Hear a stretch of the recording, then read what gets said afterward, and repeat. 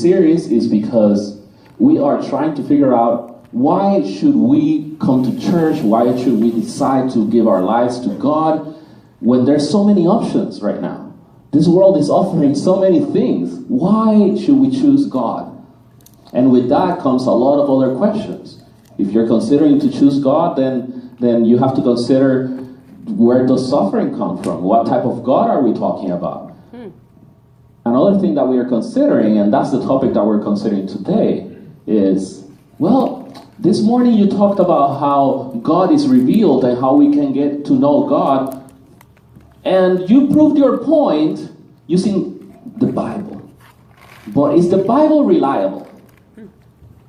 Because so far, you've been quoting a bunch of Bible verses and telling us, well, we should believe in God because the Bible says so. Well, suffering comes from Satan because the Bible says so. But how do we know that the Bible is real? Well, here we have two circles. And despite what you might be thinking at first, one of these circles is bigger than the other. And I want you to spend 2 quick minutes, talking to your table about which of these circles is bigger than the other. And then as a table, give me an answer. Really think about this. Look at it. They're the same size, even though Talk about it. Okay? And despite your first instinct, there's a circle in here that is slightly bigger than the other one. Just talk with your table and tell me which one is slightly bigger.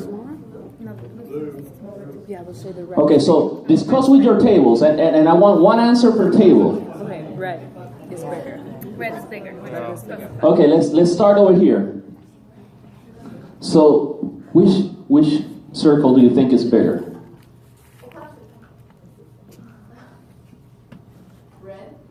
Red, okay? Blue.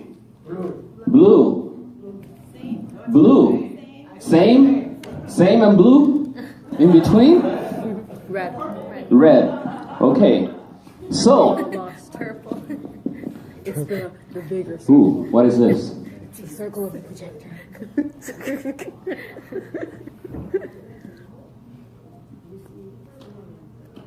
wonder what the answer is.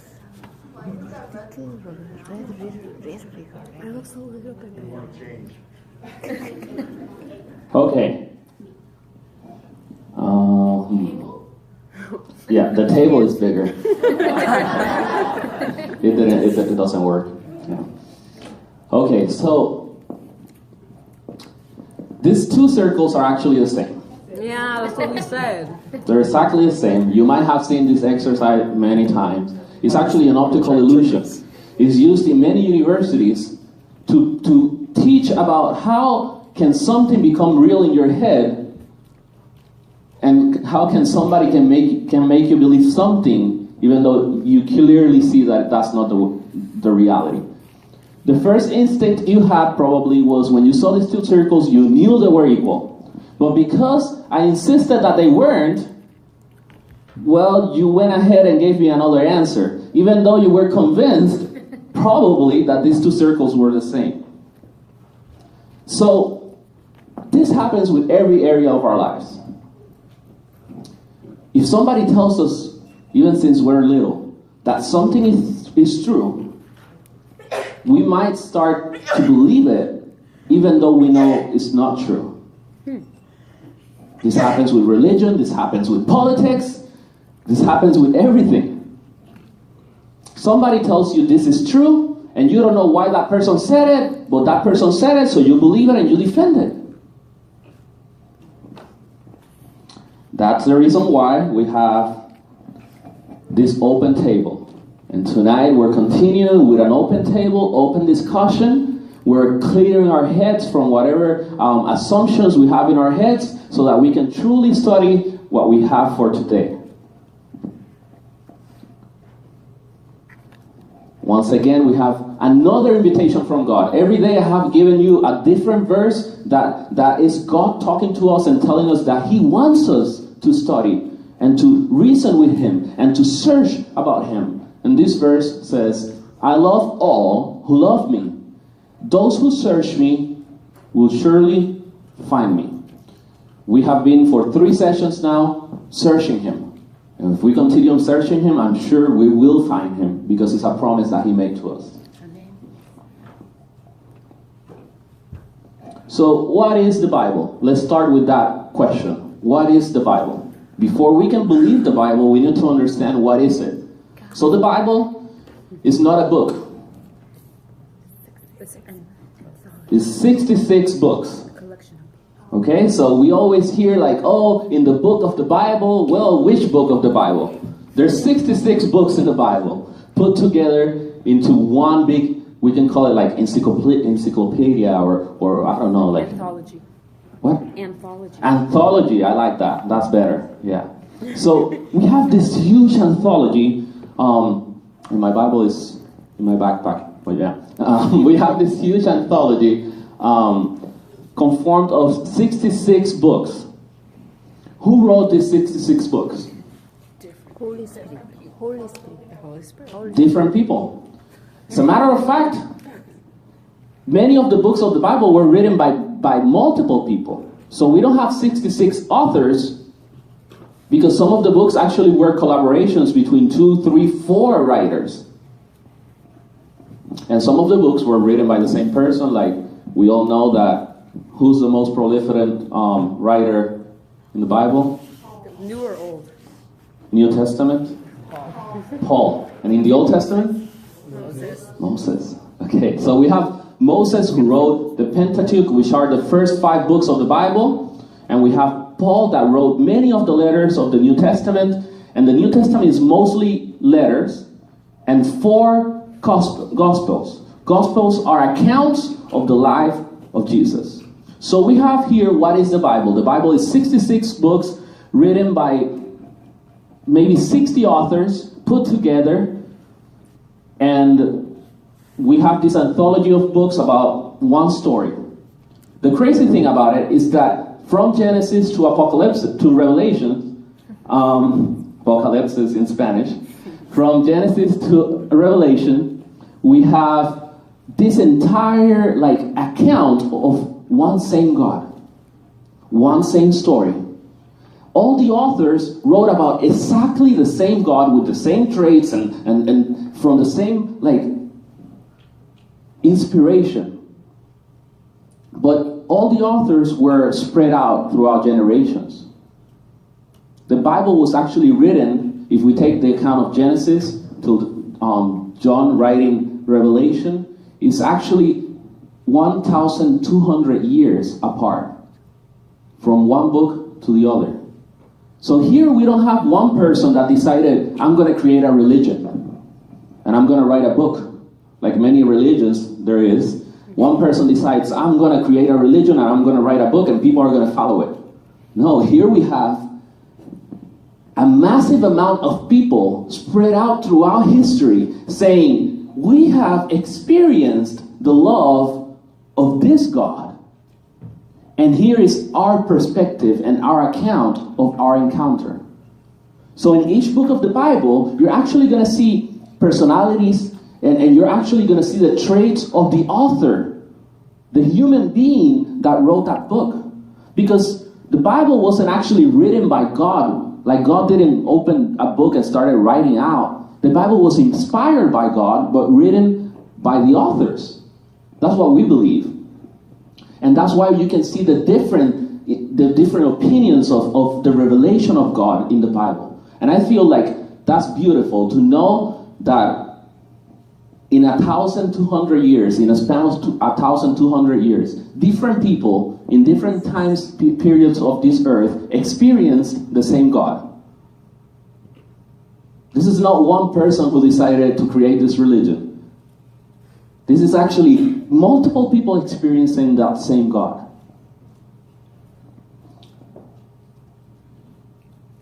Historical proof.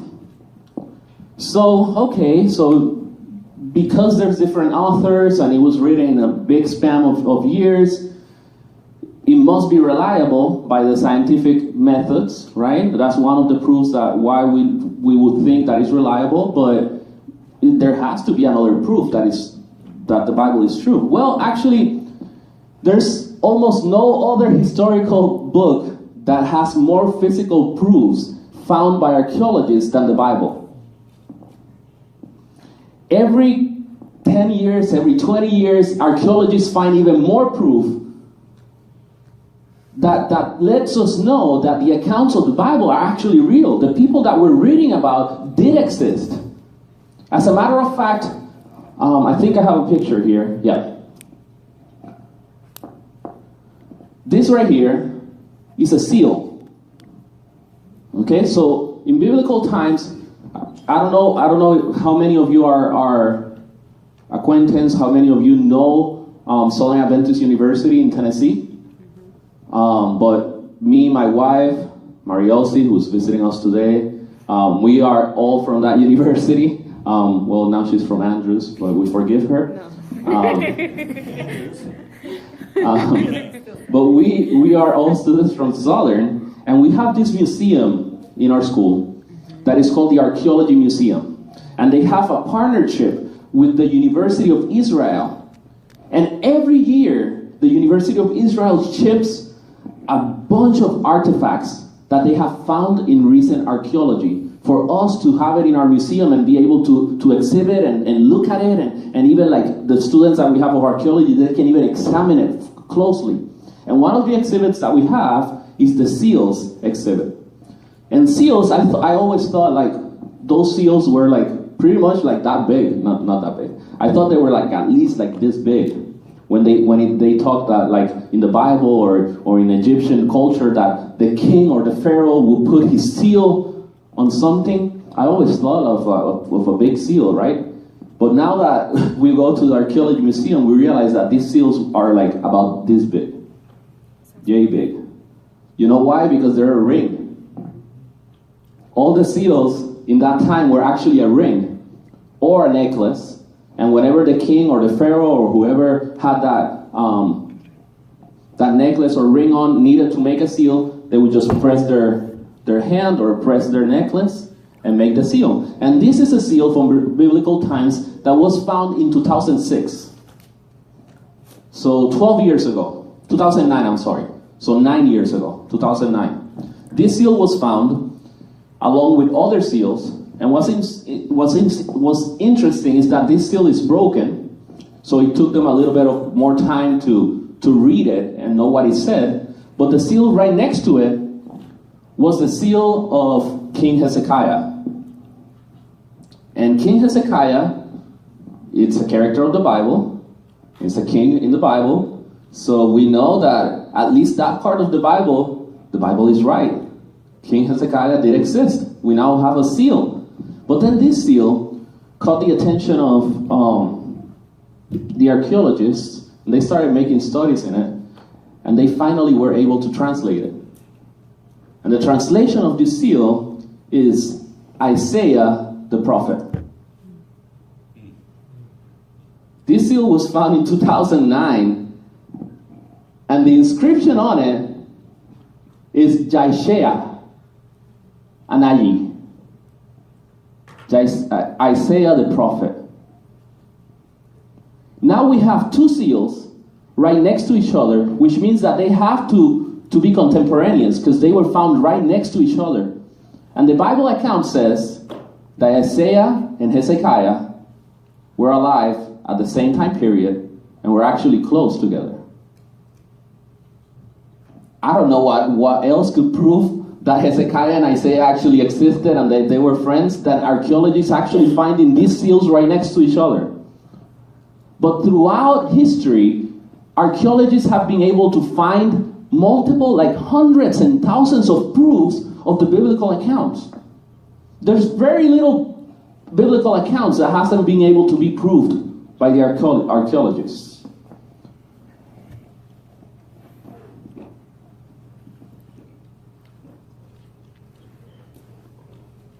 There's also the scientific insights in the Bible that also let us know that the Bible has to be true.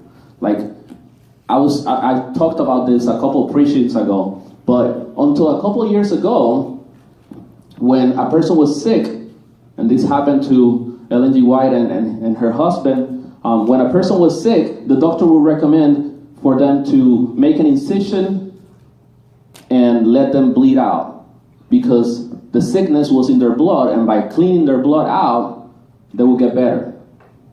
But the Bible says clearly that the life of every living thing is in their blood.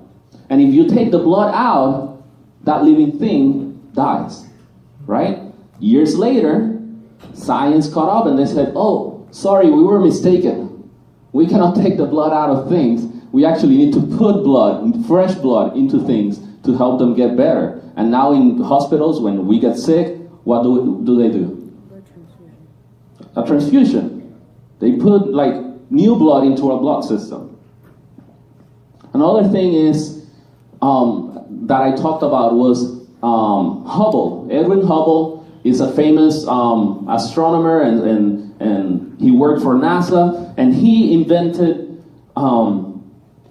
many things for NASA. But one of the things that he actually found out, one of the discoveries that he made that revolutionized science, is that he discovered that the universe is forever expanding. He didn't know, science didn't know that, but he discovered that the universe is forever expanding. Well, we knew that the universe is forever expanding because our Bible says so. And our Bible they wrote that in the year 680 before Christ. When Isaiah says, he stretches the heaven like a curtain. And curious enough, the words of Edwin Hubble to describe this event of the universe expanding was, he said, well, to make it simple, it's like the universe is a curtain and it's forever expanding. Hey, that sounds familiar. Were you reading your Bible? I think you stole that from Isaiah. Truly, we have physical evidence, proof that the biblical accounts were real. And we have scientific insights that were not known until a couple years ago, and the Bible already knew. Truly, this book, the Bible, must be true. But there's one thing, there's one little area that almost every scientist, every expert will debate on. Well, yeah, Isaiah was a real person. Jesus, they all agree that Jesus was a real person and that Jesus died. They all agreed on that. Yeah, we agree with that. Yeah, we agree with that too. But there's one thing we don't agree with you. We don't agree with creation. Because, there's no proof for creation, and creation, you say that creation was 6,000 years ago, and we believe that the earth is 4 billion years old, over 4 billion years old. So we don't agree with you in that. You're wrong in that. As a matter of fact, I want you to see this video. And there's music in there. There you go. I want you to see this video and pay close attention, because this is what is being taught in most universities, public universities, and in most schools, high schools, middle schools, about how the earth came to be. Before the Big Bang, there was nothing, literally nothing, an infinitesimal nugget of space. And then something happened, triggering the most colossal explosion in history. Okay, so the theory of evolution is the reason why scientists don't believe in creation. And the theory of evolution is what is being taught in every school to our kids. I don't have kids. To the kids of our church. And the theory of evolution is simple. It says, well, in the beginning there was nothing. There was absolutely nothing. There was no matter, there was no energy, there was nothing. But something happened to nothing. Something happened to nothing. And there was an explosion. Yes. Nothing exploded. And because nothing exploded, something appeared. And it sounds dumb, it sounds silly because of the way I'm saying it. But you heard it. That was National Geographic, the most recognized magazine and TV channel that we have about science. They said it. It didn't sound as funny when they said it, but when I say it, because I make, more emphasis, it sounds funny. Like something happened to nothing. What? Are you tripping? Are you trying to trick me or something?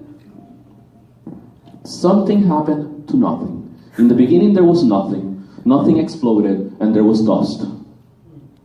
And that dust, throughout millions of years, came together little by little and little by little, and that dust turned into energy. Solar planets. And then from there, more dust started accumulating, and because the gravity of the solar systems and the different suns, they became planets. Like, okay, and all that happened from nothing. Okay. I saw this video of a guy that defends creation, and he was debating with an evolutionist, with actually a professor of a university on evolution. He was debating back and forth. He was like, so nothing exploded. Okay, so where did matter came from? Well, we don't know for sure where matter came from, but we do know that in the beginning there was nothing. So you're not 100% sure, but what you're saying is that matter came from nothing. Yeah, okay, well, where did energy came from? Well, we cannot be 100% sure, but we believe that in the Big Bang, there was an explosion that caused energy. Okay, and what exploded? Well, nothing.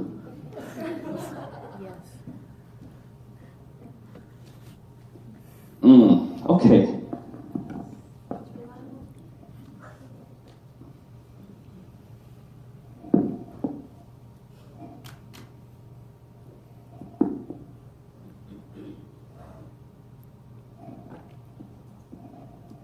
So they believe that there was an explosion in the beginning of time, an explosion of nothing that created all the planets and all life in this earth. That's evolution. That's the theory of the Big Bang, and that's evolution. Nothing exploded, creating everything we know. Well, I want to share with you a couple things about that. A couple things that I have found very interesting, and at the end of tonight, I want you to take these things home and make your own conclusions. Search them up online. Don't take my word for it. Everything that I tell you, don't believe me. Just go and research yourself. And make sure that what I'm telling you is true. Test what I'm telling you.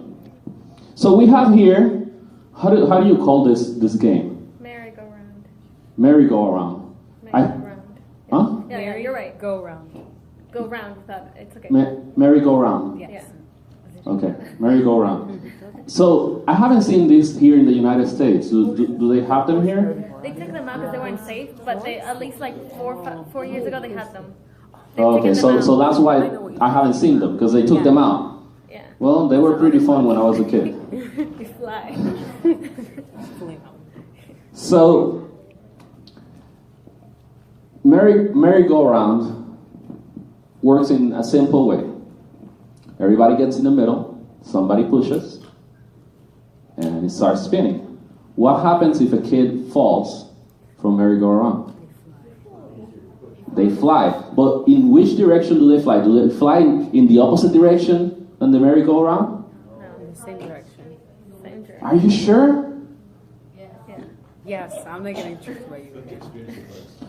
There's a law called conservation of angular momentum. Okay? Conservation of angular momentum.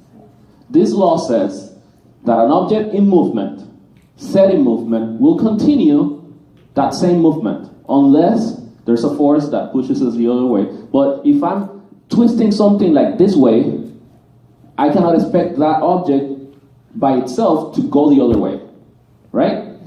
The Big Bang, they believe, is a huge explosion, and everything exploded and scattered around the universe. So if the Big Bang happened, everything should be turning, because it was an explosion, everything should be turning in the same direction. But there's a problem. In our solar system alone, we have 2 planets that are turning the opposite direction. So if the Big Bang happened, all the planets should be turning the same direction, but in our solar system alone, without counting all the other solar systems, there's 2 planets that are turning the opposite direction. Not only that, one of those planets has 6 moons that are also turning in the opposite direction. So by the laws that the scientists have instituted, those laws of nature, by the law of conservation of angular momentum, the Big Bang could not be a viable possibility to have started this galaxy, because we have objects moving in different directions.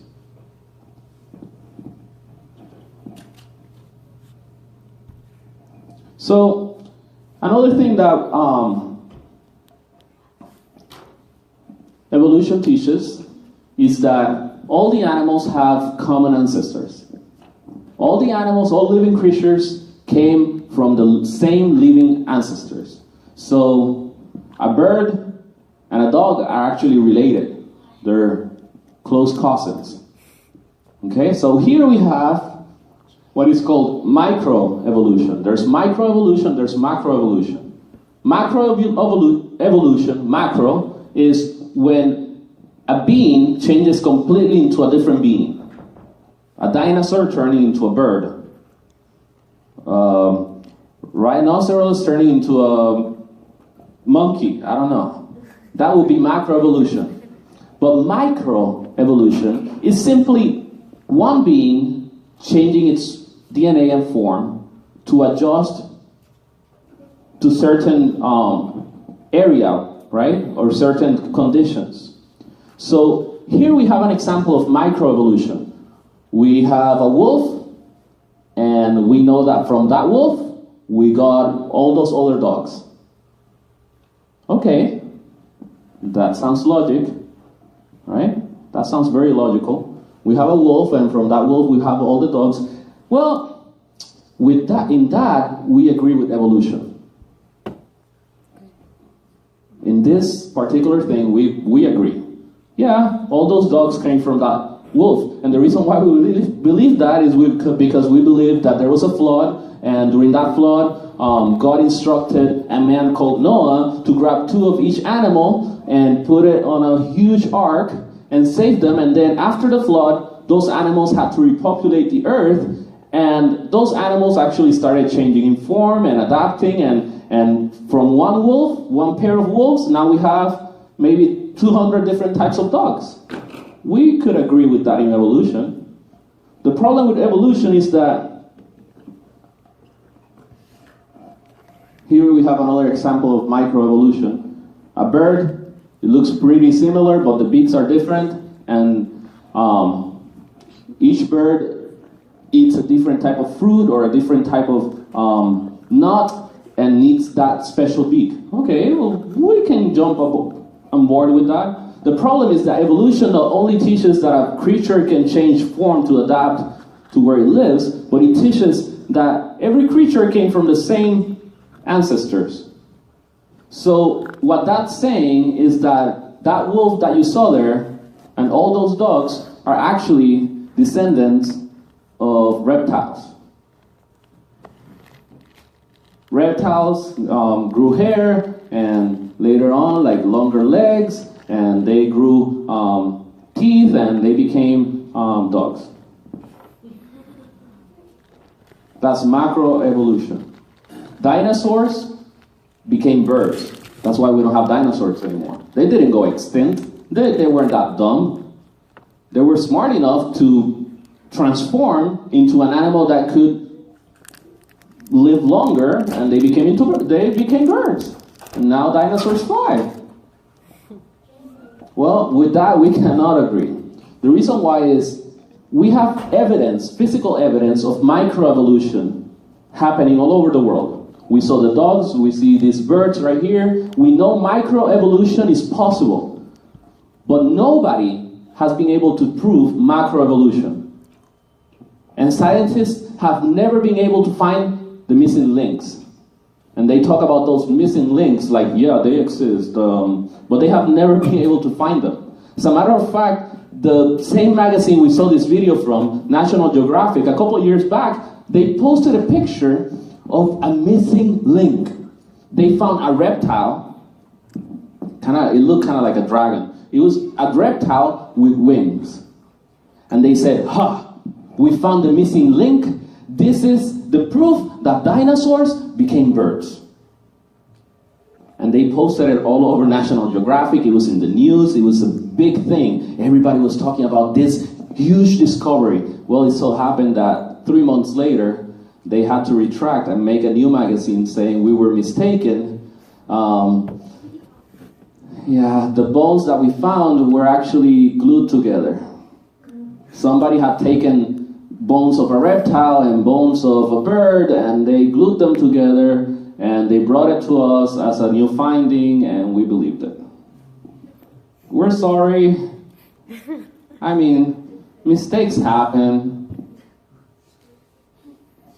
There has never been proof of macroevolution. No matter how many scientists say, no, but macroevolution did happen. Well, where is the proof?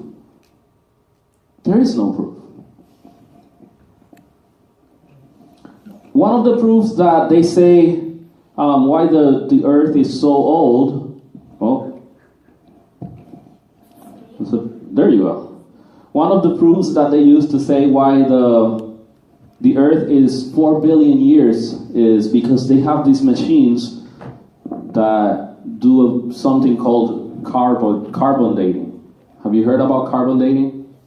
Do you know how carbon dating works? Do you know? Somebody can tell me how carbon dating works? Over here? It's number of electrons missing or something like that. I have no idea. I was hoping you would tell me. I have no idea how carbon dating works.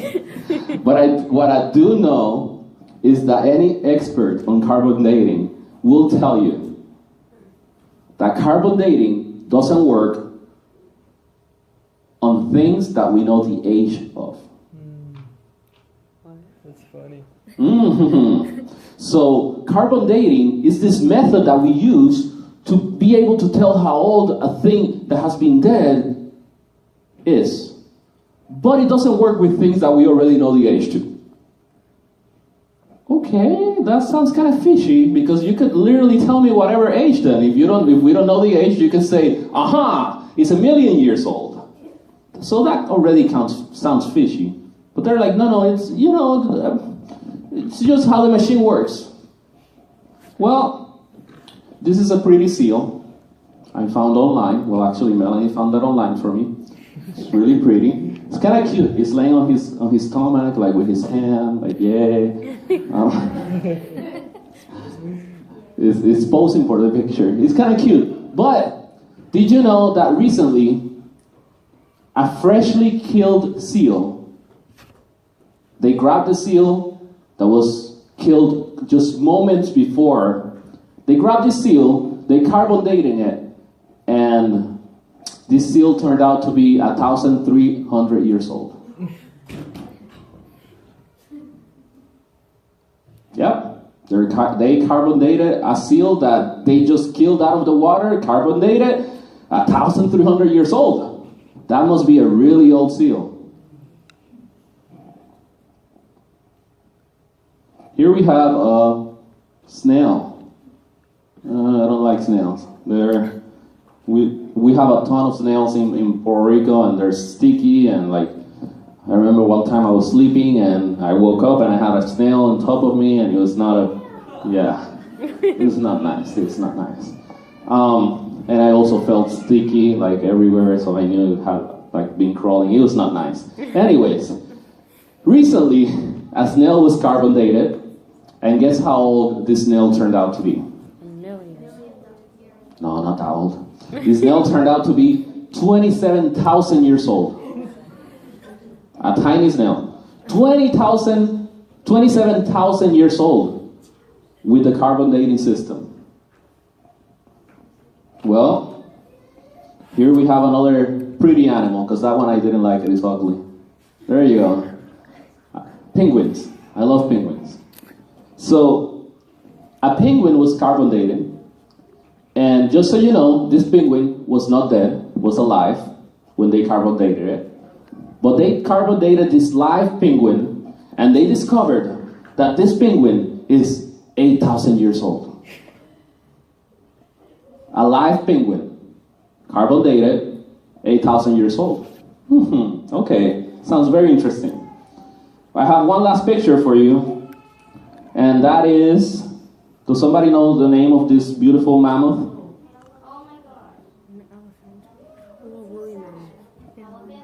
It's a mammoth. Mammoth. It's an ancestor of the elephant. It's an elephant with much hair in his body. It lived in the Ice Age. This mammoth was found, and it has been one of the best well-preserved fossils that we have encountered. It was all over the news because it looks well-preserved. You look at it and it looks like an elephant because it's that well-preserved. But it's actually a mammoth that was frozen. They found this mammoth and they said, we need to find out how old this mammoth is. Let's test it. But what they did is they actually sent the testings to different labs, and they sent a testing of one part of the mammoth to one lab, and a testing of another part of the mammoth to another lab. Both tests came in. One test said that this mammoth was 40,000 years old. The head, 40,000 years old. But then the test of the leg came back saying that this mammoth was 10,000 years old.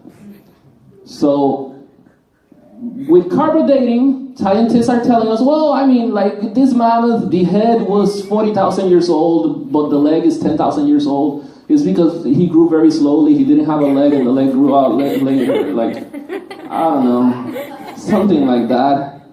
What is curious is that they found a piece of log in between, like the legs of the mammoth and around, and they decided to carbon date the logs, the wood around the mammoth, and the wood was 26,000 years old. So none of the things matched. So how does carbon dating work? Well, I mean, we take this machine and we measure I don't know what you said, because I honestly don't know how it works, but it only works with things that we don't know the age, and it's not 100% accurate, because sometimes like it gives us different readings, and we just need to decide which reading we believe is more accurate. That sounds legit. I believe that. Well, this right here is the main reason, carbon dating is the main reason why scientists around the world believe the Earth is 4 billion years old. Because they have carbon dated trees, animals, fossils, and they have realized that these fossils come back saying it's 1 million years old. Well, the Earth has to be older than that. But is this method really reliable? We have seen that it's not reliable at all. Living animals appear to be 9,000 years, 10,000 years. This is not reliable at all.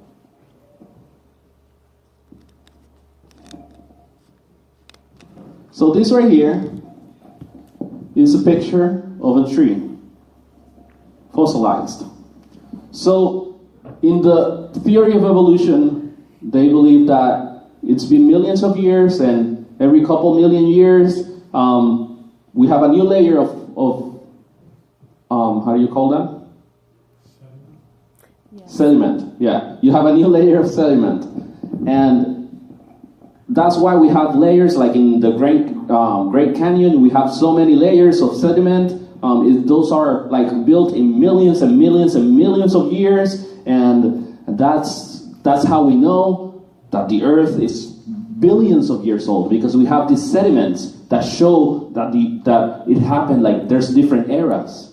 It's like, okay, can you explain to me what happens to a tree if you put sediment, if you put dirt, wet dirt, and cover half of it? What will happen to that tree? It's going to rot. It's going to die. And it's going to fall. That's what's going to happen to that tree if you put sediment and you cover like half of it, right? Yet, we find all over the earth these fossilized trees that are literally split apart by sediments.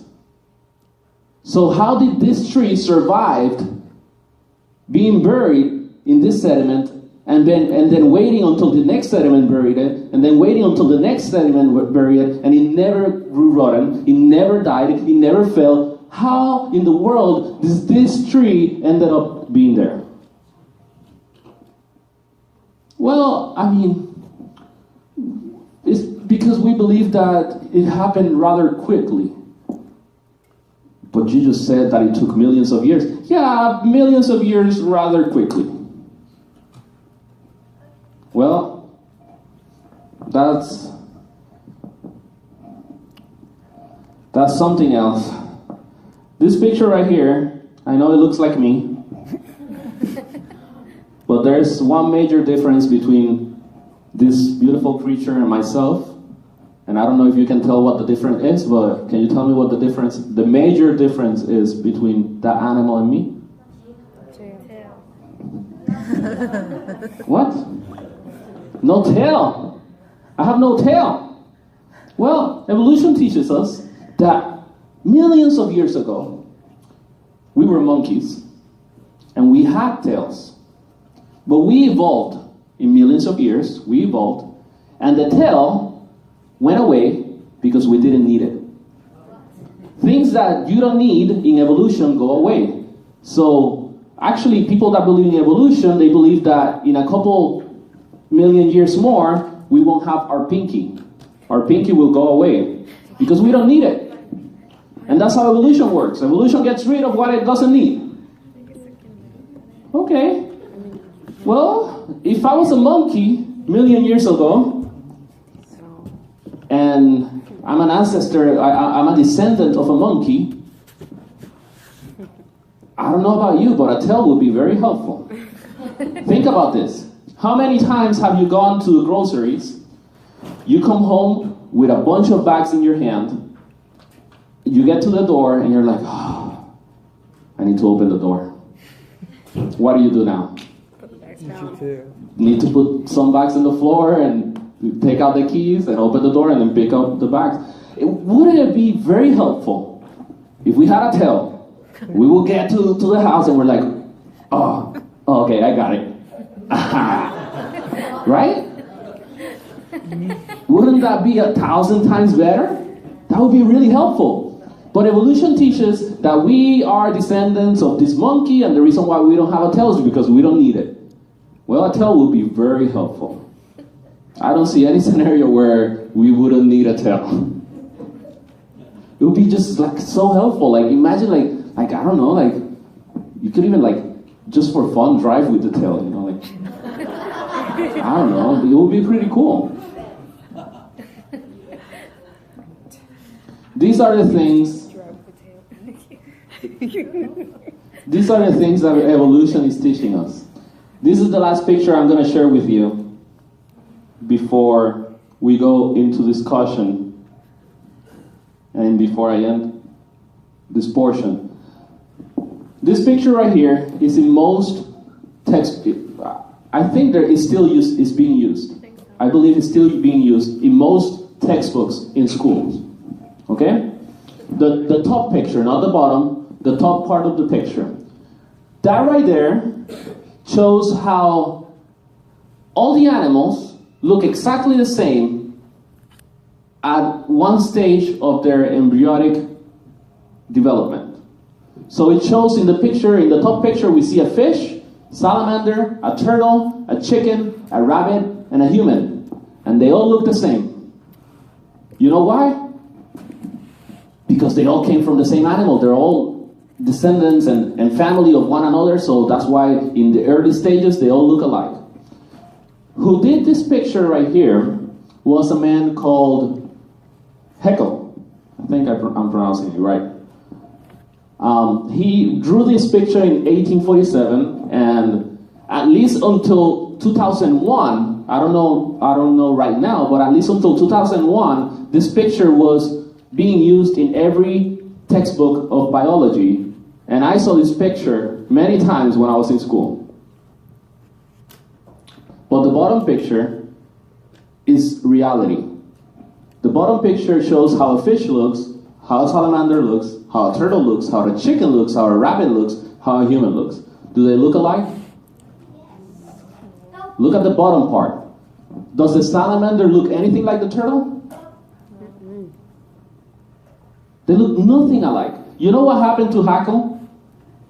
He drew this picture, the top part. He drew the top part. He put it out in all the sizes because of this discovery, amazing discovery. He went around the world teaching people about evolution and actually telling people about how creation was wrong because this is clear proof of evolution. People flocked to see him speak. He became super famous.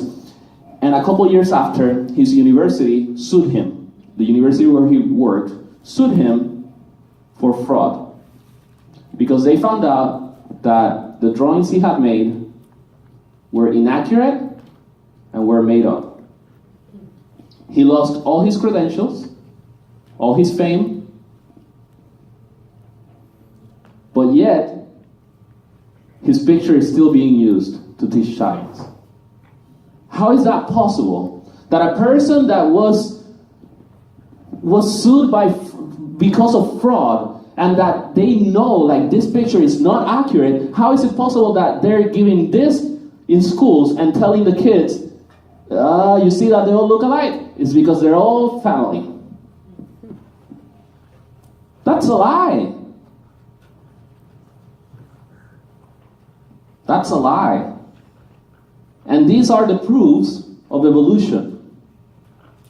But this is the side that they don't teach you about evolution. Evolution, let me tell you something. Evolution is a faith. Evolution is a religion.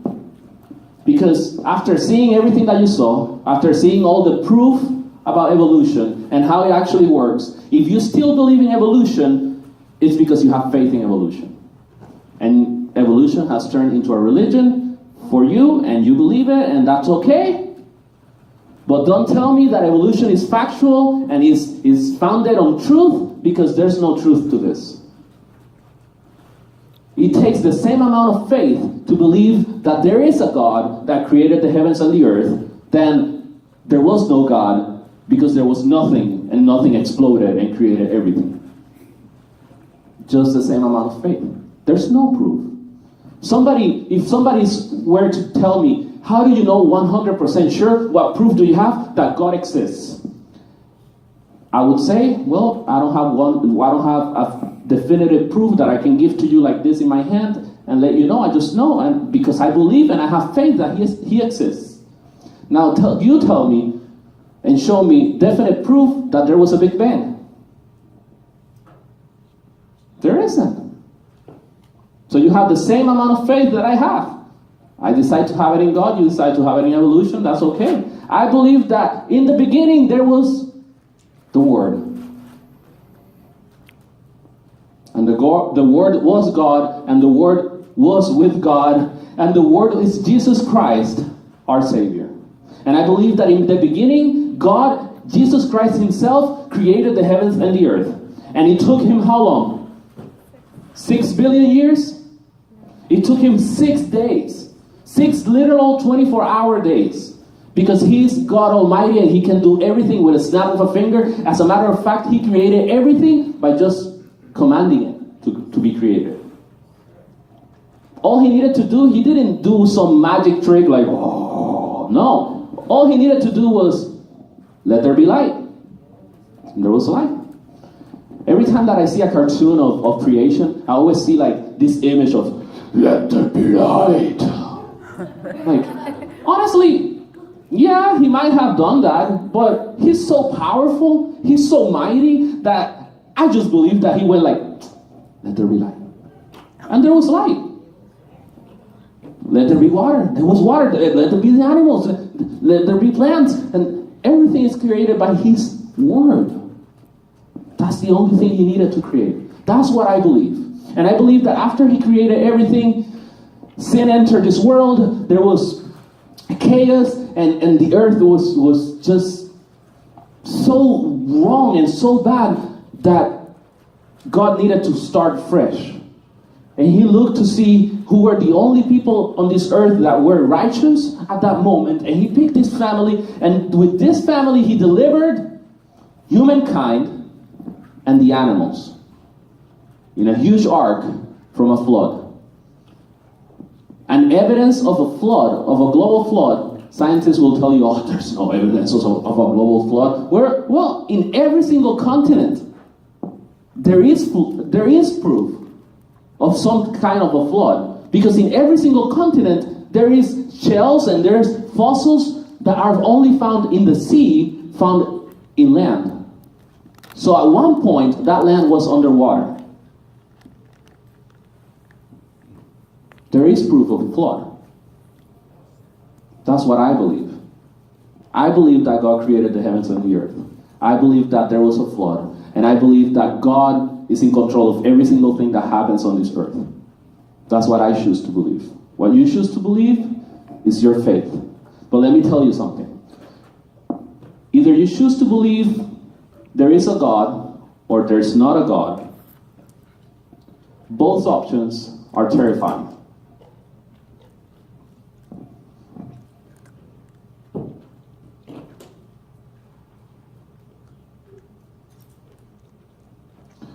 Both options are terrifying because if there isn't a God, who's in control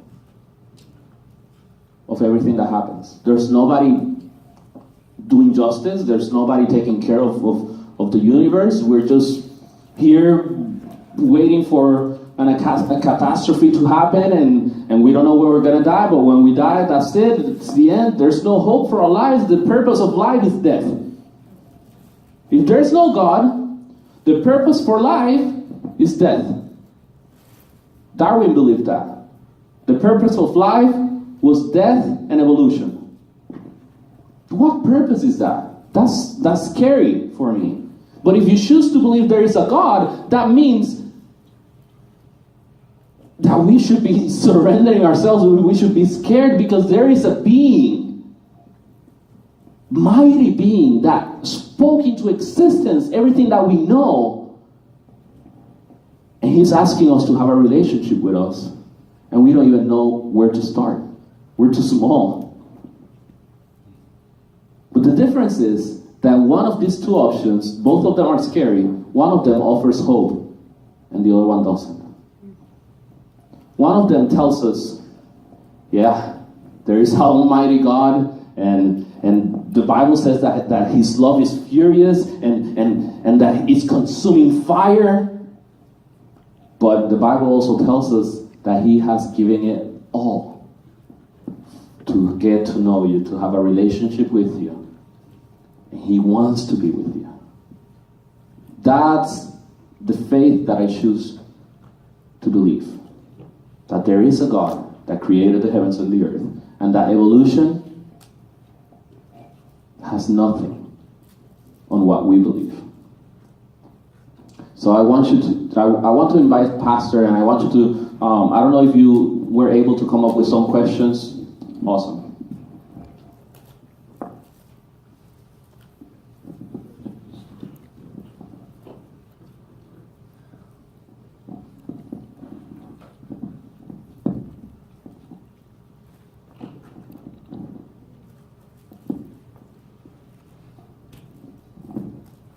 All right, we want to thank Pastor Alex for the presentation.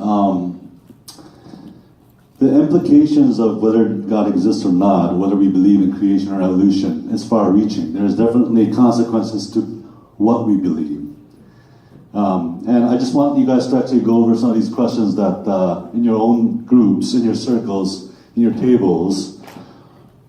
The first one, okay, I want you to look at each other. There's some Post-its, there's some pens on your tables, and you can write your thoughts down, your own questions down, okay? If you have any follow-up questions to what has been just presented, you can write those questions down on the Post-it paper that is provided for you. But the first question I want you guys to discuss in your tables is, do you agree with the statement that it requires faith to believe in creation or evolution? Does it require faith to believe in creation or evolution? Talk about that on yourselves, like 2 minutes. Okay? No, according to the presentation, no one has been there to see God create the world, and no one that is living right now has been living to see something macroly evolve. Okay? What is a simple answer to that question? It requires faith. It requires faith. We talk about proof and evidence, but it takes faith to believe in creation or evolution. So, whether you choose to believe in creation or evolution, there's a 50-50 chance that you'll be right. 50-50. Okay? If you're wrong, oh my goodness. There are eternal consequences. Okay? Eternal consequences. All right. Let's go to number 2 here. Do you think it's a coincidence that around the same time, 1840s, Origin of Species by Darwin and the Advent movement began? Back in the 1940s, you heard about Ernest Haeckel, but Charles Darwin, who wrote The Origin of Species, who is known to be the father of evolution, he wrote this book. Just around the time he wrote this book, the Seventh-day Adventist Church was being birthed. Do you think it's a coincidence?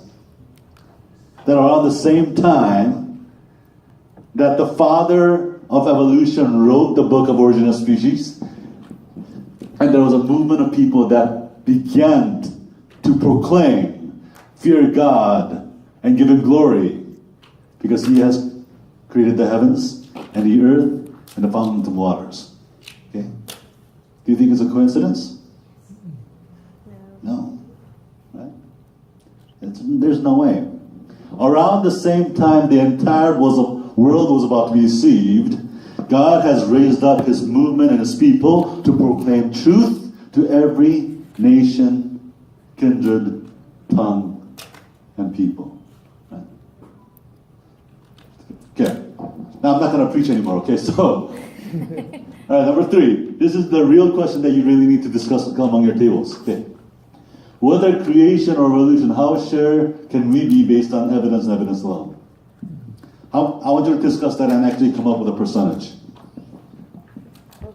Just based on evidence alone, how can you be sure? How sure can you be that you're right? Whether creation or evolution? I'll give you about 2 to 3 minutes to discuss it. Come up with a percentage. It could be different percentage for evolution. It could be different percentage for creation. Talk it about on your tables. Okay. Just purely evidential. How sure can you be? This is, you guys have to watch. Is Genesis history? Oh, I've seen it. Oh, I haven't seen it. It is Someone told me to It's on watch Netflix. it. They said that, but I No, you couldn't can watch find it on YouTube also. Oh, it's on YouTube. Okay. But this would give you a lot of those proof, and they looked at the Just sediments. based on evidence. They How looked sure at can you the be? Sediments. Whether and creation or evolution. Come up with a percentage for creation and a percentage for evolution. Grand Canyon. And then they looked at the way that the angle of these sediments form. Talk about it. If you have follow-up questions, write it on your post-it. Okay, post it on your pen. And at the degree that it forms, they believe that it's formed by water. Like huge amounts of water that was accumulated at one time. So that angle in which it formed, it's not by air. because a lot of people believe that it's constant air erosion, but constant air erosion needs to be at a smaller angle. But because of the angle that it's at, they believe it's water. So, and all these sediments came in at the same time. That's why you see all those thick layers constant, like on top of each other. Because if you think about like a lot of like water, a lot of soil and debris that come in at the same time and swishing, all these layers are coming like this, you know what I'm saying? So that's what they really, it's awesome. So I guess if we had to come up with a percentage, then he said he wanted us to do a percentage of how sure can we be based on evidence and evidence alone about creation. Because I feel like I don't want to say 100% because I feel like there's always going to be a faith benefit component. of the doubt. Yeah, you're always going to have to choose to believe, whether if. Yeah. I mean, but I guess he's saying just evidence. Evidence, regardless of faith. Just share among your tables of thoughts and come up with some questions, follow-up questions to this question, and have one person at the table write those questions, and we can kind of discuss it. So another evidence is like this pit. There's this pit in the middle of the Mesopotamia area, Okay. and then it's a tar pit, and they believe that the tar pit's over like some like $50 billion, so 10 million years old, right? And so what they found in the tar pit was actually a mixture of like fossils of like fishes and like turtles and stuff like that. You've heard about that? No, I haven't. Oh yeah. But then mixed in with all these dinosaurs that they found. Oh, interesting. So they're like, okay, so that kind of like lowers the evidences of evolution. Okay. I guess what follow-up question could we? Oh, you wanted? Okay, I mean, if you want to do that, for me, I know. Like based on evidence, there are no evidence for evolution. But if you want to give them the benefit of the doubt, what would you say? Oh well, I guess because I'm just trying to figure out a question to ask from there. For me, there is no question to ask really. But I guess my question would be, how sure can you be about anything just based off of evidence, whether that's evolution or creation or anything? And then also, it's a dependent question because it's depending on how much you know. That's also true, exactly. So it's a formula. All right, I hope you're writing the follow-up questions down, okay? It'll be interesting. What's the formula? Depending on A, no. Okay.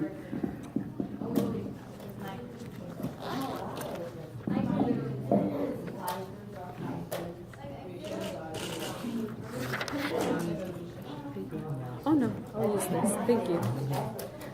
Because I guess the whole question also lies in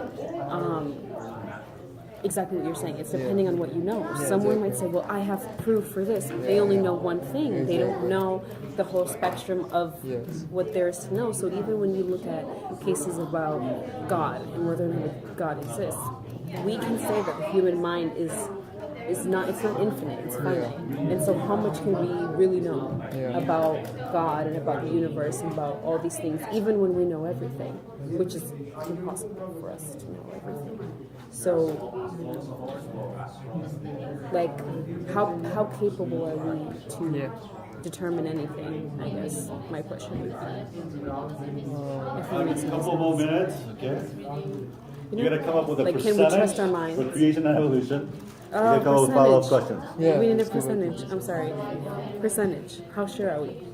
You say 100% sure. Yeah, I mean, there's no evidence of evolution, really. You're saying 100% sure for creation.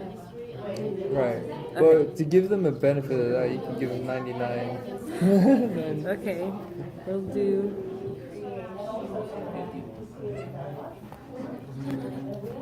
Personally, there really is no evidence. And furthest they went with it was actually the bones of the older Homo sapiens, supposed older Homo sapiens, But then they found out like half of those were like pigs and like other animals. SDA church actually found out. Really? Yeah.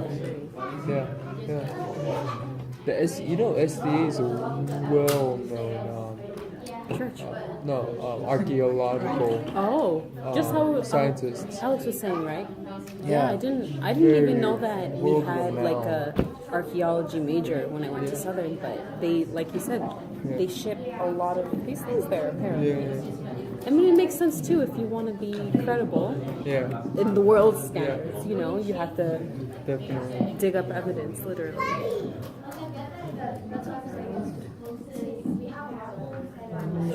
Okay, was there any other question that we wanted to ask? No.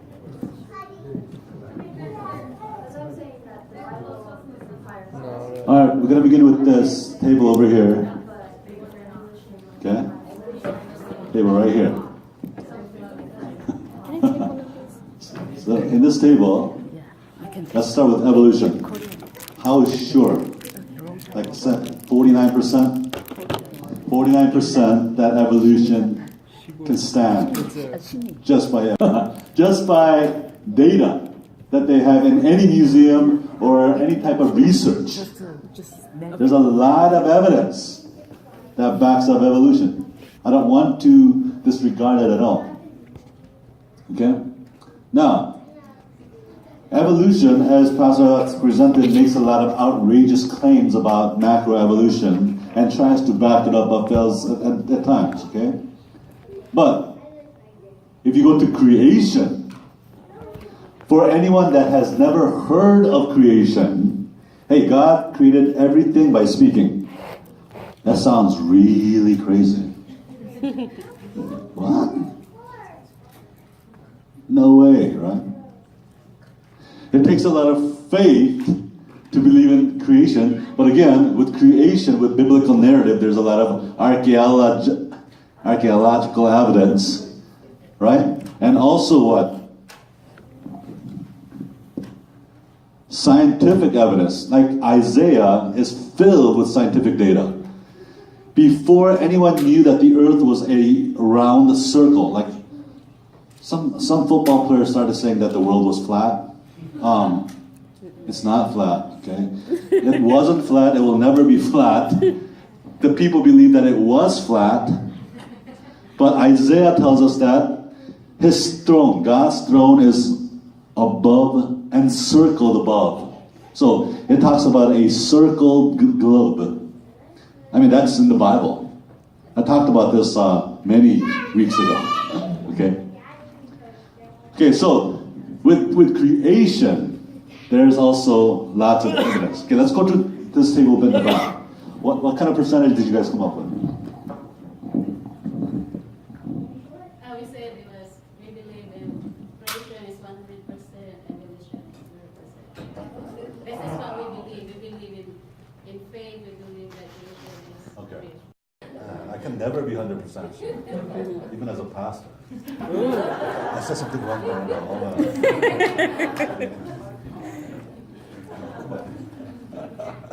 All right, that's awesome. I saw you writing some questions down, right? Did you write some questions down? Follow-up questions? No? Did you guys have a follow-up questions? Okay. Let's go to this table here. Okay, so what we said was that we were 99% sure about creation, but we were just saying that it's really 100, and 0% sure about evolution.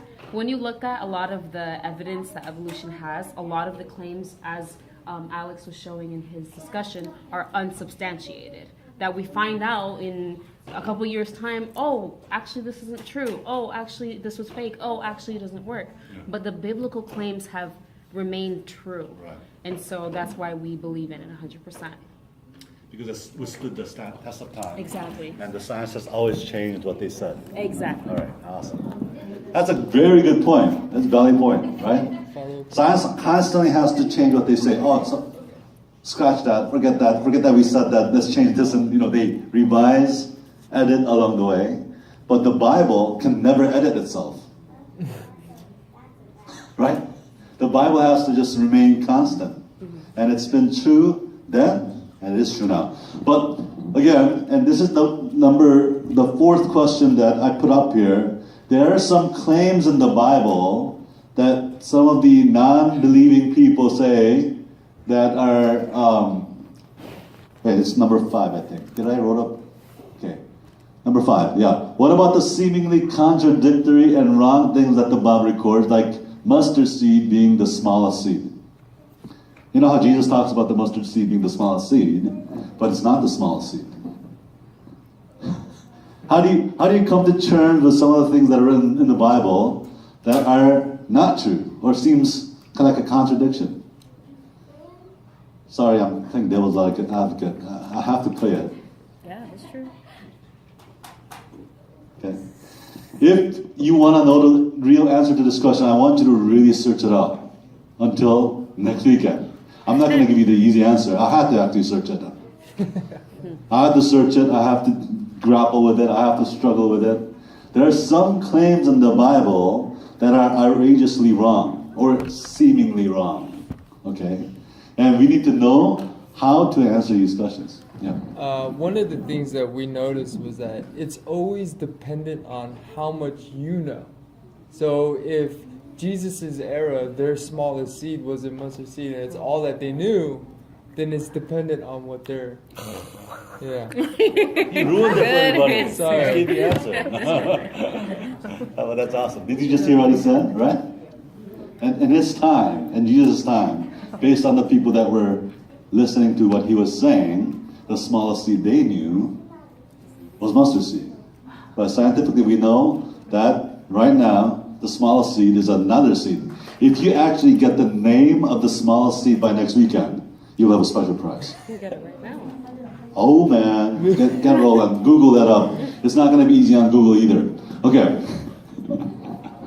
All right. The table back there. Did you guys have any percentage that you came up with? Rihanna.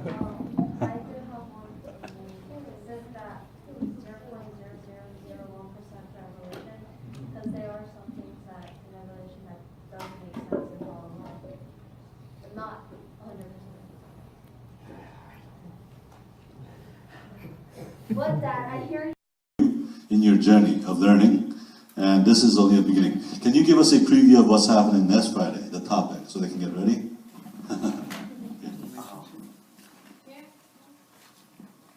That is incorrect. Yeah, it's...